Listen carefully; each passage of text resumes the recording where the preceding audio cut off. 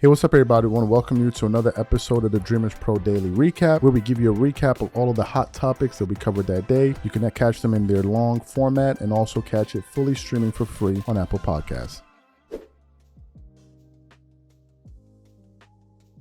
Yesterday, I came across a segment on ESPN First Take, and on the panel, it was Stephen A. Smith, Kendrick Perkins, Brian Windhorst, maybe somebody else. I don't remember who the last person was. I could be wrong, right?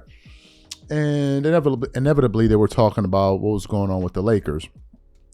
And in specific, they were reacting to some comments that LeBron made in terms of whether or not he would recruit Luka Doncic to remain with the Lakers. As you guys know, Luka has an opportunity this summer to sign with another team. A lot of people seem to have forgotten this. They seem like, oh, it's just a foregone conclusion that Luka is going to be with the Lakers, that they don't realize that Luka could go sign with another team. Now, a lot of people feel like he's going to re-sign with the Lakers. No matter what, although there are other candidates out there in terms of teams that wouldn't mind having him on their roster. So they were reacting to it. And basically the general gist of the conversation was, should LeBron feel a sense of obligation to the Lakers to try to recruit Luka Doncic, right? So this is what everybody was weighing in on. And then when it came time for Kendrick Perkins to weigh in on the matter, he didn't hold back. And you know Kendrick Perkins, from time to time, he gives some pretty straightforward, blunt critiques on some of the things that LeBron does and says. And in this particular occasion, as he was answering a question, he said LeBron absolutely should feel obligated to recruit Luka to the Lakers. He's like, they signed Bronny. It's like, this should be a scratch my back situation and I scratch your back situation. You should absolutely use try to recruit Luka. And he essentially called him out for using the Lakers to sign Bronny, and then is up there talking about he's not willing to help them in return. So what we want to do now is we're going to play exactly what Kendrick Perkins had to say in terms of whether or not he believes LeBron should feel obligated to help the Lakers recruit Luka, and then we're going to come back and continue on the show. Take a listen to what Kendrick Perkins had to say here. Perk, should LeBron feel some responsibility to recruit Luka to sign with the Lakers? Hell yeah. Hell yeah. A lot of responsibility, right? Didn't Rob Pelinka feel the responsibility to draft Bronny? Didn't Rob Pelinka feel the responsibility to hire J.J. Redick, right? Which was a LeBron James hire as well. So why not? I mean, damn.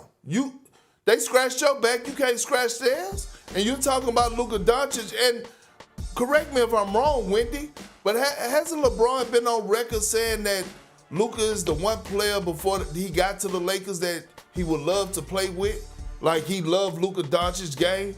Matter of fact, didn't he want Luka to be somewhat of a, under his brand as for a signature shoe? Correct me if I'm wrong here. Hell yeah, you got to help the Lakers. Yes, you should be a part of it.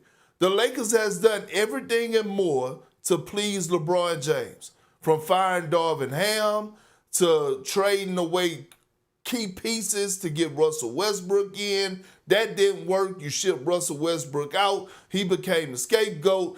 Draft comes. You sign Bronny. You draft Bronny James. You sign him to a contract. You guaranteed all across the board. Kudos to that. But then you get your coach in J.J. Redick, who you started a podcast with. You damn right he should be in the process and help the Lakers for us getting Luka to resign back. Go ahead, Perk. I'll let you go again before I chime in. Wendy, I never said that shouldn't be the Lakers' main priority. Luka should. LeBron James said it himself. Hey, Luka, we don't need you to fit in. We need you to fit out. He basically handed the keys to Luka, and rightfully so. The question is, should it be on LeBron to get Luka to resign? Not go out and get LeBron doesn't have pieces, a 5-year vision for the Lakers. Like, LeBron's going year to year. The 5-year vision for the Lakers is on Jeannie Buss and Rob Pelinka. And is Bronny on the roster for the next, 3 years? Maybe. Is JJ? I'm saying he's on the roster right now. He signed with the Lakers, guaranteed money, right? His contract was 4 years. Am I correct? Yep. Okay. Is JJ Redick on the roster for the next 5 years? Yeah, and that's why JJ and Rob Pelinka are working with Luka. That's the guys that got to convince him to sign, not LeBron. You are special. Let me say this. You are absolutely right. And Perk, it is not, I want to make sure that I'm very, very clear. It is not LeBron James' responsibility to ensure that Luka Doncic re-signs with the Los Angeles Lakers. But that doesn't mean he shouldn't feel a responsibility. That's where we're going here. Put Wendy and Perk up on the screen because I want to see them when I'm saying this. I want to emphasize, it is not LeBron's responsibility, meaning from the rest of us. He shouldn't have that official responsibility. But should he feel a responsibility? Well, the operative words would be, why not? When LeBron went to Miami, was he not recruited by D-Wade? I mean, would he have been in Miami if it were not for D-Wade? He deserves credit for choosing to go to Los Angeles because he certainly didn't have to. And he chose to wear a Lakers uniform and stay with the Lakers all of these years. That is true. But Darvin Ham is gone despite taking them to a Western Conference Finals. J.J. Redick, who you were doing the podcast with, is the coach. I mean, stop the presses. Please don't stab me in the heart. I'm not committing a crime here. I'm just reporting the facts. Is not Bronny James on that roster? You trying to tell me that the Los Angeles Lakers were clamoring to go and get him with the number 55 overall pick? They just couldn't wait to do it? That's what happened. It had nothing to do with LeBron. The NBA, the business of the NBA is about relationships. LeBron has a relationship with the Los Angeles Lakers. He has a relationship, one would surmise, with teammates in his locker room. So no matter what the dollars say, because obviously the dollars matter, but if you're somebody like Luka, other than what Dallas wouldn't give you, the kind of dollars that the Lakers are offering you, you could get around that ballpark from anybody else if you were out on a free agent market or what have you. So those relationships that a Rob Pelinka can't have, a Jeannie Buss can't have, but you can have with your teammate inside that locker room, which LeBron James is clearly a leader in. So you heard what Kendrick and even Stephen A. Smith had to say there in terms of this entire situation here. What are my thoughts on this? Well, when we were first talking, I was like, well, does LeBron really owe them anything? I was like, nah. But then he brought up the aspect of them signing Bronny. And then Stephen A. Smith as well touched on it. And he said the reason Bronny is on the Lakers is 100% because of LeBron and because he had made it clear over the last few years that his dream would be to play in the NBA with his son. As a matter of fact, at the end of the season, I think, no, was it the end of the season or I think when he was speaking to the media after the Lakers got eliminated, they asked him, where does it rank in terms of the things you've done in the NBA alongside and then playing with your son? And he goes, is right there at the top. Like nothing compares to it. And I can actually imagine that. So it was something that you could see that he really, really wanted to do. And I think for him, playing with his son this season actually probably made it worthwhile for him, even though they didn't win the championship. But in terms of, the Lakers kind of doing him a favor, he should also feel the same obligation to do it. I understand that, right? I understand that. Let's just be honest. Look, LeBron James is the biggest player in the NBA that we've had in this era in terms of the notoriety, in terms of the attention that he garners. He's the face of the league, for goodness sake. No one is disputing that. But the Lakers are still the Lakers, right? The Lakers are still the Lakers. The Lakers are more beloved than LeBron himself because, first of all, the Lakers have been around longer. Number two, the fan base is bigger. Number three, they've had so many storied players play for the franchise that they have this massive fan base. So for you to join the Lakers, even though you're the face of the league, you're now arguably on the biggest platform the NBA has, which is the Laker stage, right? It's the biggest fan base, right? You travel from arena to arena and you always see the Lakers. Like it's just crazy. They're all over the world, Laker fans. So it helped enhance LeBron's profile. Although he was the face of the NBA, it still helped enhance his profile. In terms of Bronny playing on the Lakers, I mean, for goodness sakes, bro, you get to play for the Lakers, right? And they absolutely drafted him because of his father. So LeBron should feel some type of obligation. Now, here's my take on this. Given the fact that LeBron is at the tail end of his career and he's about to retire, and given all of the things that the Lakers have done to pretty much capitulate to him, I think it would be the nice thing to do. He's like, hey, man, look, I only have, 1 or 2 more years in the NBA. Sure, why not? I have no problem recruiting Luka. I mean, that's the least I can do. You guys have done a lot for me anyway. Not to mention all of the drama that I've caused while being here and all of the madness that's gone down while I've been here on the Lakers. Sure, I can absolutely do that for you. So I understand.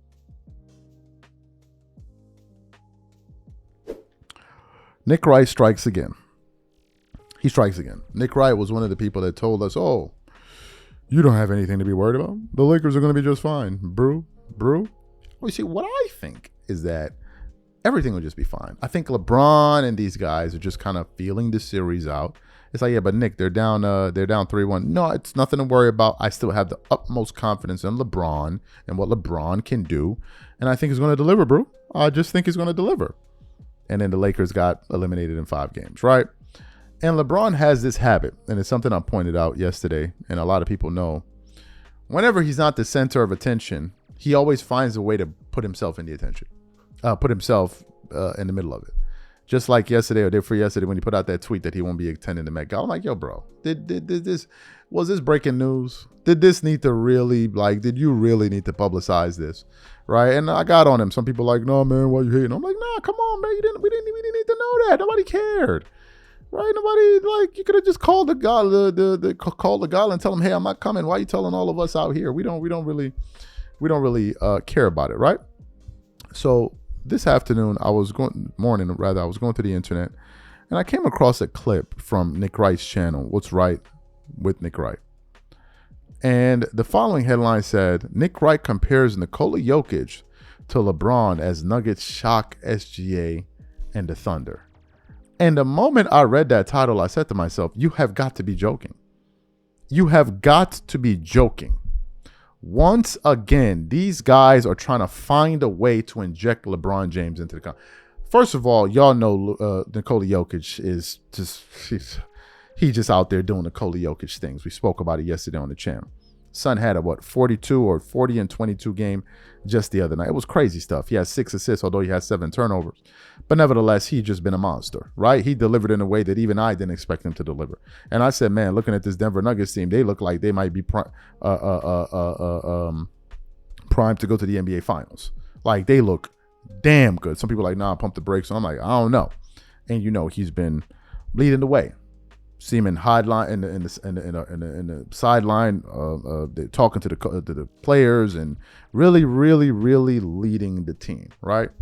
So Nick Wright then takes it upon himself to see that somebody is having an excellent playoff run, doing amazing things, and he's like, oh, how can I now find a way to bring LeBron James into this? As if to say, yeah, I know, guys, he's great, but don't forget LeBron is great too, guys. Don't forget LeBron is really, really great. It's like, yo, bro, y'all need to stop this nonsense. So what I want to do now is going to play what Nick Wright had to say. It's a very short clip, and then we're going to take a listen to it, and we'll come back and react to his nonsense. Take a listen to Nick Wright here. I think the added responsibility he's taken on with that team, post Malone being fired, is so special, of him running these huddles, of him being, basically a player coach along with Dave Adelman, and then seeing what they've been able to do it is, and this is as high of praise as I can give. That game yesterday, stuff. It's LeBron-esque. Yeah. Where it's like, okay, we don't have a perfect team. We don't have, we fired our coach mid-season, and I have to take even a bigger responsibility. And then but don't worry about it.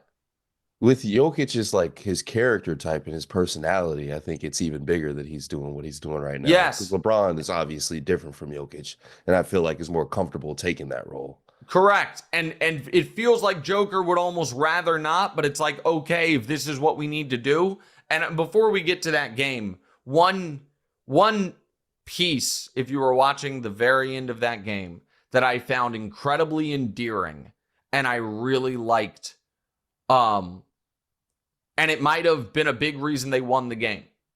So you heard what Nick Wright had to say. This is what they always do. This is what they always do. There is nothing that LeBron is doing that Nikola Jokic is doing that reminds me of LeBron James. Nothing. Absolutely nothing. Nikola Jokic is playing some stout competition in the West.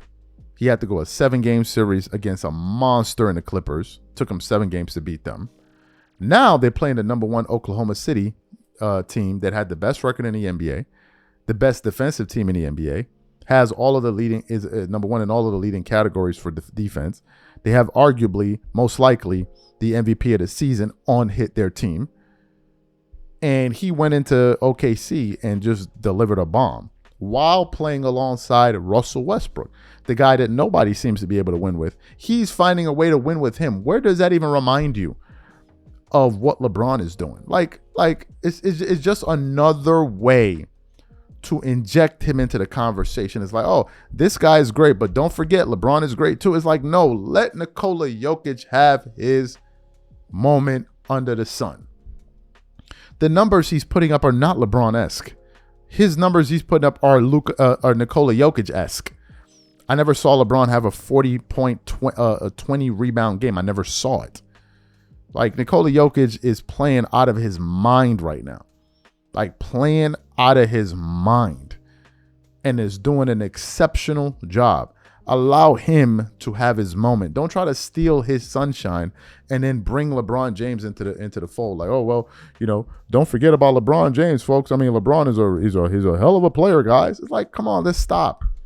So what happens next? He wins this series, for example, gets in the next round. Oh, this really reminds me of LeBron. Then he goes on to win his next finals MVP. Come on, like, let's let him have his moment. We already know the media is averse to letting players equal LeBron in regular season MVPs. We know that. They let Giannis get 2. They're like, he's getting close to LeBron. Let's stop him. They let Nikola Jokic get 3. They're like, he's getting too close to LeBron. Let's stop him. We all know the game, like, yo, but just think of like trying to inject LeBron into the conversation and LeBron did this and LeBron. It's like, yo, bro, allow these people to have their moment in the sun. LeBron is not playing. All we're going to do is just react to his antics throughout this offseason. But he's not playing. Don't compare him to nobody and what we got going on here. These are my. We need to address this thing because I'm sick and tired of people saying it. Oh, Michael Jordan. Oh, LeBron James is way more, much better at the age of 40 than Michael Jordan was. This is the only thing I will concede to LeBron James as a 40-year-old. Compared to Michael Jordan, who was a 40-year-old. LeBron James is, or was, however you want to characterize it, is more athletic. Shout out to Damon Yu. Shout out to you, man. Longtime supporter. What's good?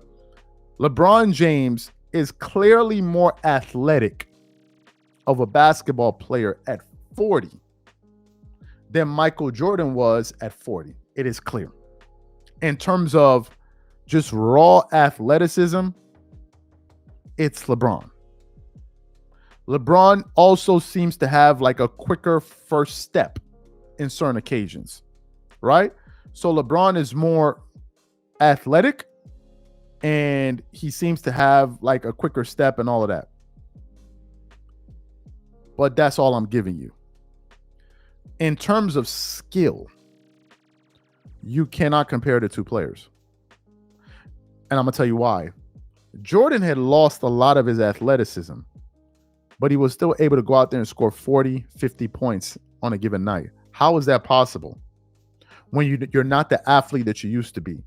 It means that you have to have a supreme level of skill to be able to do that. And no one will question Michael Jordan's skills. You don't need to believe me. Go watch the video. Go listen to DeMar DeRozan. Go listen to Brendan Haywood talking about how skilled MJ was at 40. But what LeBron fans see is he scores more points, so therefore he's better. Forgetting to notice that Jordan was attempting less than 1 or 2 3-pointers a game. Less than 1 or 2. LeBron was attempting at least 6 to 7 threes a game. Jordan was a player that never attempted threes. Never. The year he scored 37 a game, he attempted less than 1 3-point shot per game. He was attempting, I think, 0.9 and making 0.2 or something like that. He doesn't shoot threes. So if you put Jordan in this era where it's a 3-point shooting league, and Jordan was then asked to or modify his game to shoot more threes, are you seriously telling me that Michael Jordan couldn't hit 2 to 3 3-pointers a night? Is that what we're saying? That the greatest player to ever play the sport doesn't have the capability of shooting, or rather making 2 or 3 threes a night?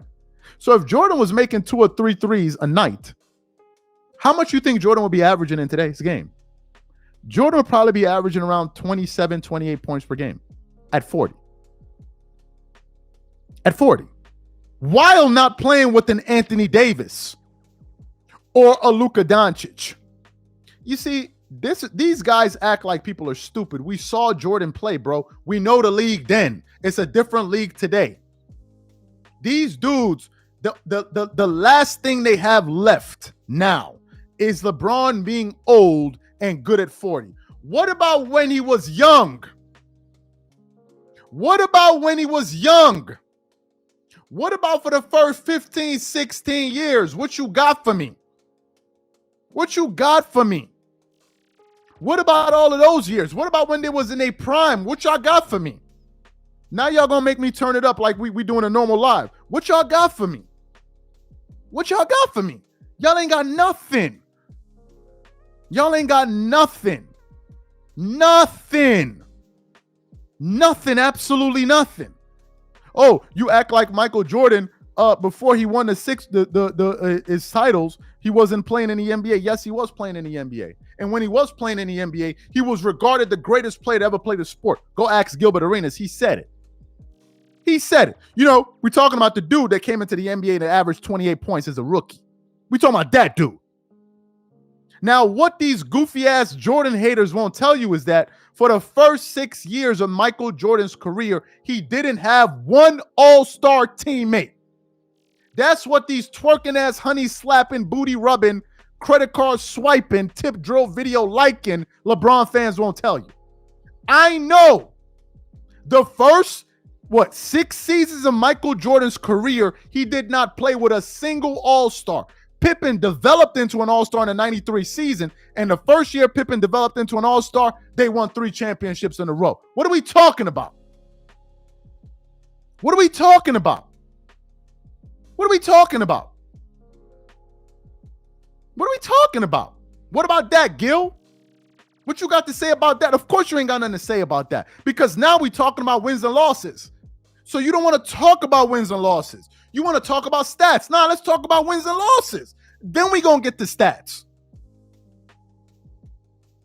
What are we talking about? You realize Jordan has only lost 1 playoff series in the entirety of his career when he had at least 1 all-star? Just 1. Just 1 season. 1 series this guy lost with an all-star. Just 1. What are we talking about? LeBron just lost the last, 3-4 series with multiple all-stars. What are we talking about? Like, who y'all kidding? How about that? When LeBron never did that? How are you going to tell me that you think LeBron is on Jordan's level when he doesn't even have 1 3-peat to his name? Not even 1. Not 1. Forget about 2. Not even 1. Not even 1. Dude don't even have 1 3-peat. How can they say you dominated basketball, but you don't even have 1 3-peat? You never even been a part of it. What are we talking about? What are we talking about right now? The Chicago Bulls in the 8 years period never lost more than 2 games in a row. What are we talking about? What are we talking about? And I think what irks Gil and maybe his supporters is that the distance. Because if Jordan is number 1, LeBron not in his top 5, he's saying that the distance between these guys is humongous. Let me read these super chats in case I missed some. Netflix just released a documentary today on Gilbert Arenas and Jabari Clinton gambling dispute that led to guns drawn, titles on call, untold shooting guards. I never heard that one. I'll take a look at it later. It says, appreciate the super chat. Talking about credentials, when Dildo Arenas brought a GUN in a locker room and also called Hakeem a scammer, just a loudmouth with no intelligence. Wow, okay, I didn't know he called Hakeem. Okay, because of that Giannis thing.